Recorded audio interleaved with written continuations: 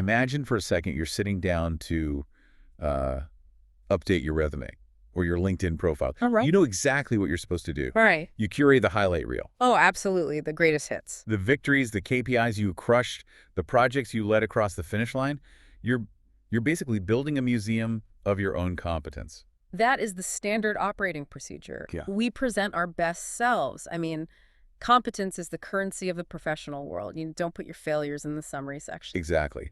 But I want to start today with a thought experiment. What if we flipped that logic completely upside down? Okay. What if the number one qualification for a new role wasn't your success, but like your deepest pain? What if the thing that actually qualified you was the time you felt completely overwhelmed, the time you felt weak? It just seems backward. In almost any professional setting, and honestly in most social settings, that's a liability. You hide the cracks in the armor. You don't lead with them. But today, we are doing a deep dive into a document where that inverted logic is the absolute cornerstone. We're looking at a draft guide titled The Christian Care Mentor. Mm-hmm. And I want to be clear right off the bat, this isn't just some generic self-help book.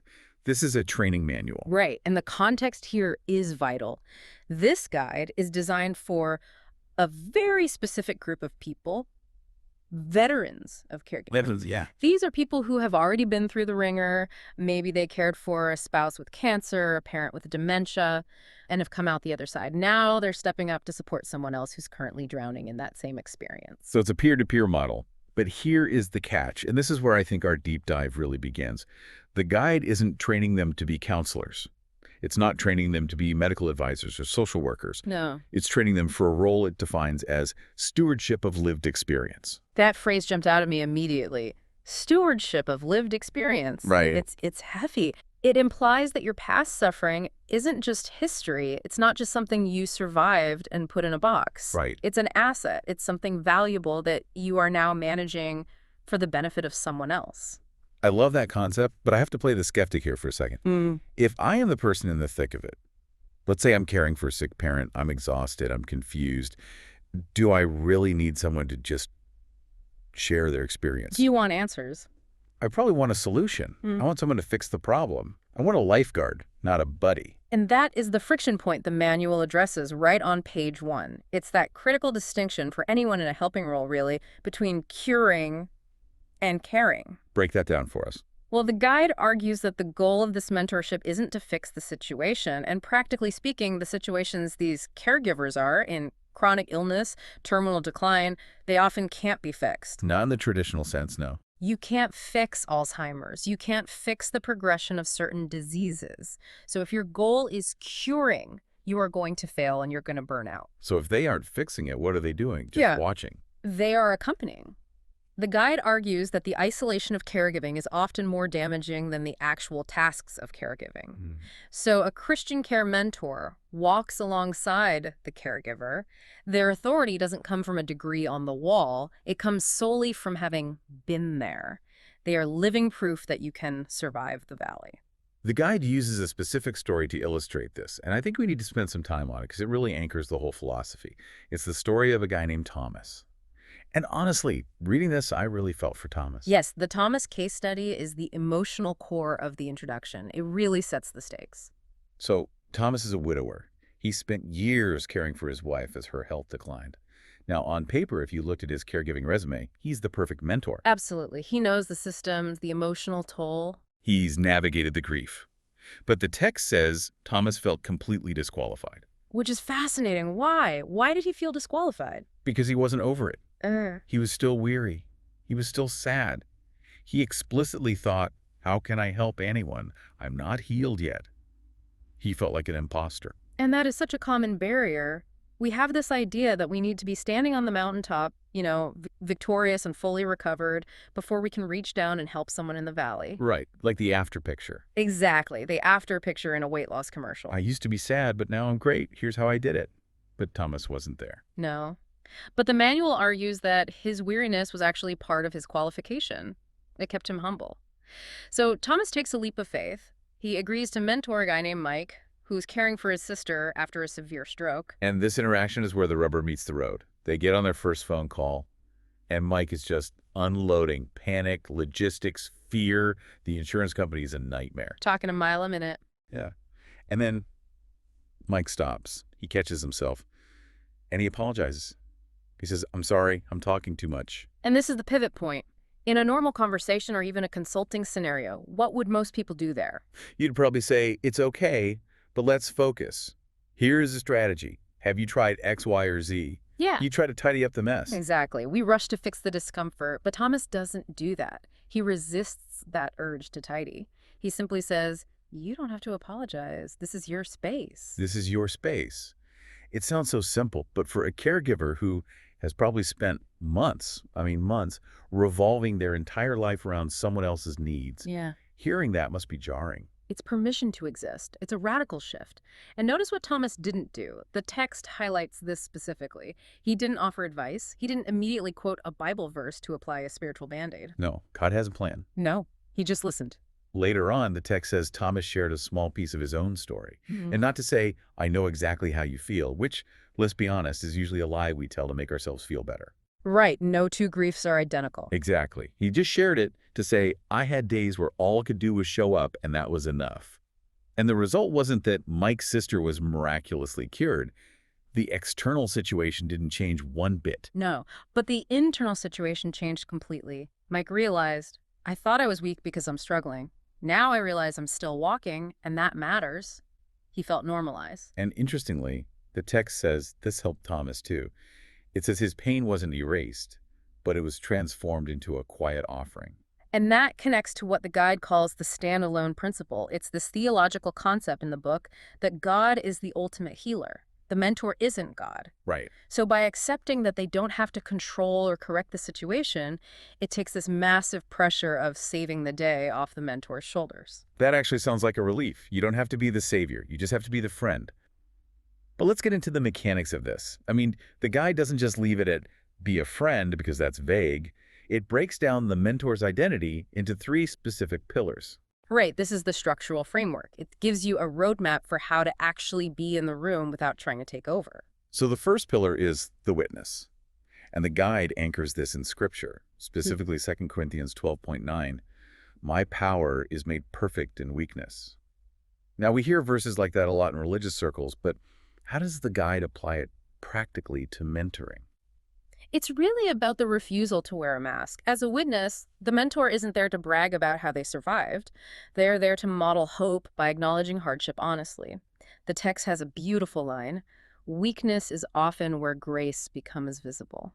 It brings to mind that Japanese art form, kintsugi, where they repair broken pottery with gold. The crack is what makes it beautiful. Exactly. Think about it. If I come to you and I'm perfect, I'm polished, I have all the answers, I'm unapproachable, you feel isolated in your mets because you look at me and think, he has it together and I'm a wreck. Yeah. But if I say, yeah, I remember crying in the grocery store parking lot because I was so tired I couldn't remember where I parked, suddenly you aren't alone. It validates the struggle. It says the chaos isn't a sign you're failing. It's a sign you're doing something hard. Precisely. Which leads directly to the second pillar, the listener. Now, honestly, everyone thinks they are a good listener. We all put good listener on our dating profiles. Yeah. But usually we're just waiting for our turn to speak. So how does the guide define this differently? Well, it quotes James 1.19, quick to listen, slow to speak. But it frames listening as an act of humility. Humility, that's an interesting angle. Yes, because to truly listen, you have to kill your own agenda. You have to decide that understanding the other person is more important than your good advice. And the text points out why this is so critical for caregivers specifically. It addresses the problem of invisibility. Oh, that is real. I've seen that happen. When you're caring for someone, you disappear. Everyone asks, how is the patient? How is your mom? How is the treatment going? And no one asks, how are you? Right. You become a function. You're the machine that dispenses medicine and drives the car. You cease to be a person. By listening, truly listening without interrupting, the mentor counters that. The text says, a calm, patient presence communicates, you are seen by me, and you are seen by God. It's an act of restoring their humanity. Is giving them their name back. Huh. Okay, so we have the witness and the listener. The third pillar is the burden bearer. This references Galatians 6.2. But this is where I feel like it gets tricky. Burden bearing sounds like I need to go over there and do their laundry or pay their bills. Where's the line? The guide is very strict here. It says this is relational, not functional. Mentors do not remove burdens. They don't solve the problems. That feels almost cruel. I see your burden, but I won't take it. Think of it like a spotter in the gym. If you're bench pressing a heavy weight, the spotter doesn't lift the bar for you. If they did, your muscles wouldn't grow. You wouldn't get stronger. Right. But their hands are right there. Their presence ensures the weight doesn't crush you. It's about the distribution of the weight, not the removal of it. That's a fantastic analogy. It's about safety, not ease. Right. It reflects that theological concept of standing with solidarity. You aren't fixing it, but you are making sure they don't break under the strain. You are the safety net. You know, all of this, the witnessing, listening, bearing burdens, it all relies on this central idea that we don't need to fix people. And the source material has this quote from Miles Downey that I think just summarizes this whole philosophy. It was a bit of a light bulb moment for me reading it. Yes, this is the pivotal intellectual argument in the text. Downey says, the primary function of the mentor is to understand, not to solve, heal, make better, or be wise. Not to be wise. That goes against every instinct I have. I want to be wise. I want to drop the golden nugget of wisdom that changes their life. But look at the second half of the quote. This is the mechanism. The magic is that it is in that moment of understanding the caregiver understands for himself, becomes more aware, and is in a position to make better decisions and choices than he would have done anyway. So it's saying that my wisdom might actually get in the way. Exactly. I mean, think about the neuroscience of stress. When we're in crisis, our brains are in a fog. We're in survival mode. Yeah. When someone tries to fix us or give us complex advice, we often get defensive or just overwhelmed. It adds noise. But when someone simply understands us deeply and accurately, the fog lifts. We regain our agency. We remember that we're capable. The text calls it profoundly simple and simply profound. It's empowering the caregiver to solve their own problem rather than creating a dependency on the mentor. And that links to the strength-based approach the guide advocates. It references 1 Peter 4.10 about using our gifts. The mentor isn't just looking at the pain. They are hunting for the strengths that are already there but have been buried under all that stress. Because the caregiver's probably forgotten they have any strengths. They just feel like a mess. They're defined by the illness. The mentor helps them see, hey, look at how organized you've been with these complexities, or you still have your sense of humor. It affirms that they are not just a caregiver, they are a whole person. So we've got the philosophy, we've got the identity, but let's get practical. What does this look like on a Tuesday? Is this an endless relationship where I'm on call 24/7? Because that sounds like a recipe for burnout. And the guide is very aware of that. It gives a specific roadmap. It structures the mentorship into 3 distinct stages. And knowing this structure is key because it prevents burnout for the mentor. Okay, so stage 1 is building the foundation. This is the contract phase. You establish trust, but more importantly, boundaries. The guide quotes Proverbs 16.3. But practically, this is where you agree. We talk every Tuesday at 7 p.m. for 45 minutes. You're building the container for the relationship so it doesn't bleed into every hour of the day. That protects both people. The caregiver knows they have a guaranteed slot, and the mentor knows they can have a life. Then comes stage 2, walking the path. This is the long haul, usually about 6 months. The guide emphasizes presence and gentle goal setting. Gentle's doing a lot of heavy lifting there. It has to. We aren't trying to run a marathon here. We're just trying to get through the week. The scripture here is Psalm 23.4, though I walk through the darkest valley, you are with me. The mentor embodies that withness. You aren't rushing outcomes. You are just matching their pace. And then stage 3, the handoff. Now, why end it? If it's going well, why stop? Because the goal is independence, not codependency. You don't want the caregiver to feel like they can't function without the mentor. So the guide suggests a formal end to the mentorship. You celebrate the growth. But there's a spiritual reminder here found in Hebrews 13.5. I will never leave you, never will I forsake you. So the message is, I, the human mentor, am stepping back. But God isn't going anywhere. Exactly. It forces the caregiver to pivot their reliance back to their own strengths and their faith, rather than using the mentor as a permanent crutch. It's the difference between using a cane while your leg heals and refusing to ever walk without it again. That's a healthy distinction. Now, before we wrap up, the guide lists some tips for the journey. And there were 2 that really stood out as practical advice for anyone, even if you aren't a formal mentor. The first one is about how we communicate. Resist the urge to advise. We talked about this, but the guide suggests a specific alternative. Yes. Instead of advice, Share stories. How is that different? Well, stories are invitations. Advice is a command. If I say, you should do X, I'm implying I know your life better than you do. It creates resistance. Right. But if I say, when I went through this, I tried X and it was a disaster, but Y helped me, you can take what fits and leave the rest. It respects your autonomy. That's a great communication hack for any relationship, honestly. Parenting, marriage, management. Stop telling people what to do and start sharing what you learned. Absolutely. And the second tip was about confidentiality. What is shared in trust remains protected. It's Integrity 101.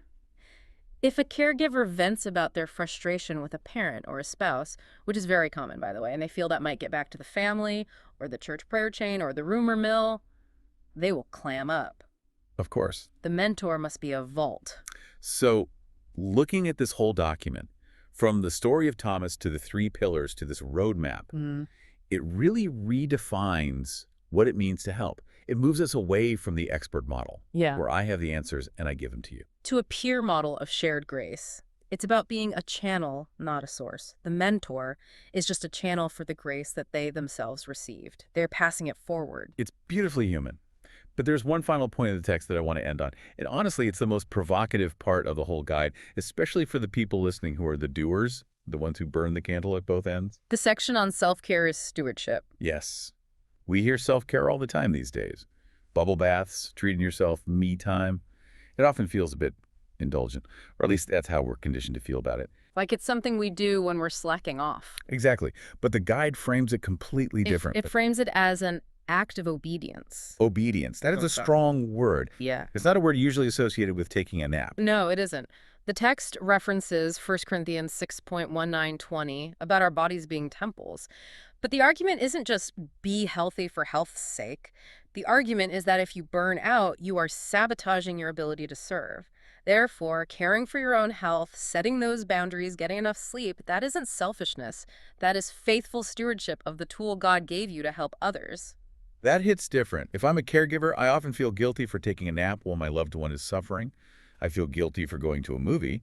But this is saying if I don't do those things, I am actually disobeying the call to serve because I'm letting the tool break. Precisely. It's the old put your own oxygen mask on first rule, but with a theological weight to it. You cannot pour from an empty cup, and trying to do so isn't heroic, it's unsustainable, and eventually it's destructive. And that leads to a question I think we should all be asking ourselves. We live in a culture that glorifies exhaustion. We wear busyness and burnout like a badge of honor. But if we view self-care as a requirement, as a form of stewardship, how does that change how we approach our own limits? It changes everything. It means resting isn't quitting. Resting is part of the work. Resting is part of the work. Yeah. I think that is the perfect place to leave it. I'm definitely going to be thinking about that this week. Me too. Well, that's all we have for this deep dive into the Christian Care Mentor. Hopefully, whether you are a caregiver, a mentor, or just a friend trying to help, there is something here you can use. Thanks for listening. Take care.